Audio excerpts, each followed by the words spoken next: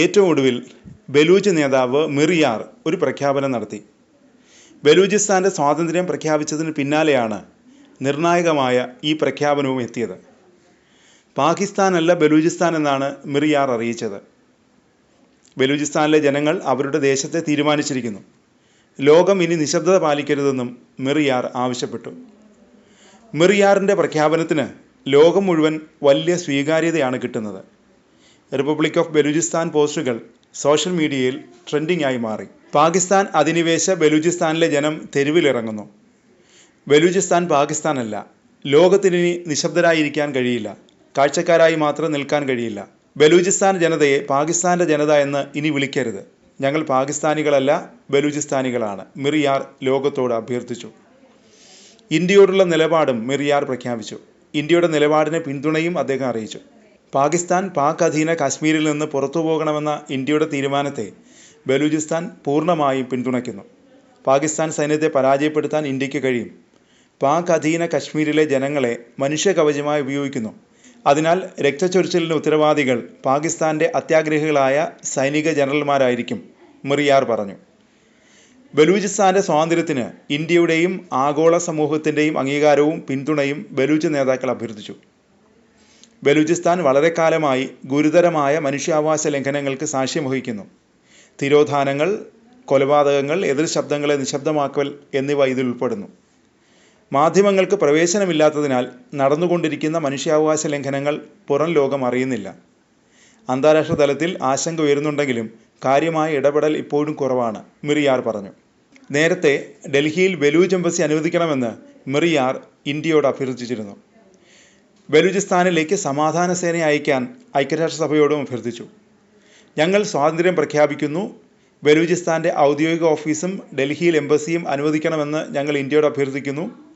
Democratic republic of ബലൂചിസ്ഥാൻ്റെ സ്വാതന്ത്ര്യം അംഗീകരിക്കാനും അതിനായി എല്ലാ UN അംഗങ്ങളുടെയും ഒരു യോഗം വിളിക്കാനും ഞങ്ങൾ ഐക്യരാഷ്ട്രസഭയോട് അഭ്യർത്ഥിക്കുന്നു. കറൻസിക്കും പാസ്പോർട്ട് അച്ചടിക്കും വേണ്ടി ഫണ്ട് അനുവദിക്കണമെന്നും സോഷ്യൽ മീഡിയയിൽ പങ്കുവച്ച കുറിപ്പിൽ മിർ യാർ അഭ്യർത്ഥിച്ചു. പതിറ്റാണ്ടുകളായി വലിയ അടിച്ചമർത്തലാണ് ബലൂച്ച് ജനത നേരിടുന്നത്. തുടർന്നാണ് പാകിസ്ഥാനെതിരെ പോരാട്ടം തുടങ്ങിയത്. ബലൂച്ച് ജനതയ്ക്ക് മേൽ പാകിസ്ഥാൻ നടത്തിയ അതിക്രമങ്ങളെ ഭീകരതയ്ക്കെതിരെയുള്ള പോരാട്ടമെന്നാണ് പാകിസ്ഥാൻ ന്യായീകരിച്ചത്. ബലൂചിസ്ഥാൻ പാകിസ്ഥാനിലെ ഏറ്റവും വലിയ പ്രവിശ്യയാണ്.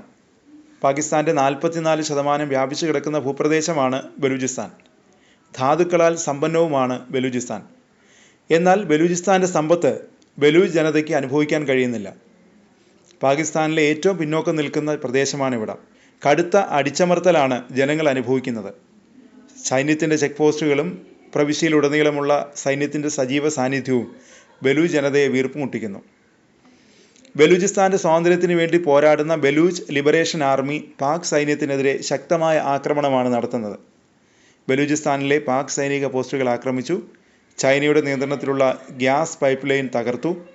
BLA ആക്രമണം പാകിസ്ഥാൻ സൈന്യത്തിന് വലിയ നാശം വിതയ്ക്കുകയും ചെയ്തിട്ടുണ്ട്. മാർച്ചിൽ BLA ട്രെയിൻ ഹൈജാക്ക് ചെയ്തു. 400 യാത്രക്കാർ ഉൾപ്പെടുന്ന ട്രെയിനാണ് BLA തട്ടിയെടുത്തത്. 36 മണിക്കൂർ ട്രെയിൻ BLA പിടിച്ചുവെച്ചു. ട്രെയിൻ മോചിപ്പിക്കാനുള്ള ശ്രമത്തിൽ നിരവധി പട്ടാളക്കാരെ പാകിസ്ഥാന് നഷ്ടമായി. പാകിസ്ഥാൻ്റെ നഷ്ടങ്ങൾ കുറയുകയല്ല, കൂടുകയാണ്. 2024 1000-ലധികം പേരെയാണ് പാകിസ്ഥാന് നഷ്ടപ്പെട്ടത്. നവംബറിൽ മാത്രം 68 സൈനികർ കൊല്ലപ്പെട്ടു. കലാപം രൂക്ഷമാവുകയാണ്. ചൈനയ്ക്കെതിരെയും ശക്തമായ പോരാട്ടമാണ് BLA നടത്തുന്നത്. വിദേശ കുടിയേറ്റക്കാർ എന്നാണ് ചൈനക്കാരെ BLA വിശേഷിപ്പിക്കുന്നത്. കഴിഞ്ഞ 4 വർഷത്തിനിടെ 62 ചൈനക്കാരാണ് കൊല്ലപ്പെട്ടത്. പാകിസ്ഥാൻ ഔദ്യോഗികമായി പുറത്തുവിട്ട കണക്കാണിത്. കൊല്ലപ്പെട്ടവരെല്ലാം ചൈന പാകിസ്ഥാൻ സാമ്പത്തിക ഇടനാഴിയിൽ പ്രവർത്തിക്കുന്നവരായിരുന്നു. കരുത്തുറ്റ സേനയാണ് ബലൂച്ച് ലിബറേഷൻ ആർമി. ചാവേറുകൾ ഉൾപ്പെടെ BLAയുടെ ഭാഗമായുണ്ട്. രാഷ്ട്രീയ പരിഹാരം കാണുന്നതിന് പകരം ബലൂച്ച് ജനതയുടെ പോരാട്ടത്തെ അതിക്രൂരമായി അടിച്ചമർത്താനാണ് പാകിസ്ഥാൻ സേന ശ്രമിച്ചത്. അതിശക്തമായ ആക്രമണമാണ് ബലൂചിസ്ഥാനിൽ പാകിസ്ഥാൻ സേന നടത്തുന്നത്. ബലൂചിസ്ഥാൻ സംഘർഷത്തിൽ പാകിസ്ഥാൻ ഇന്ത്യയാണ് കുറ്റപ്പെടുത്തുന്നത്. BLA ഇന്ത്യയുടെ പ്രോക്സി സംഘടനയായാണ് പാകിസ്ഥാൻ ആരോപിക്കുന്നത്. തെളിവുകളുടെ അടിസ്ഥാനത്തിലല്ല ഈ ആരോപണം.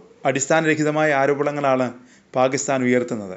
പ്രദേശത്തിൻ്റെ യഥാർത്ഥ വിഷയത്തെ അഭിസംബോധന ചെയ്യുന്നതിൽ പാകിസ്ഥാൻ പരാജയപ്പെട്ടു. എന്താണ് ബലൂച്ച് ജനതയുടെ യഥാർത്ഥ പ്രശ്നം? അത് അവരെ അവഗണിച്ചതാണ്. ഏറ്റവും ഒടുവിൽ സ്വാതന്ത്ര്യ പ്രഖ്യാപനവും നടത്തിയിരിക്കുകയാണ് ബലൂച്ച് ജനത.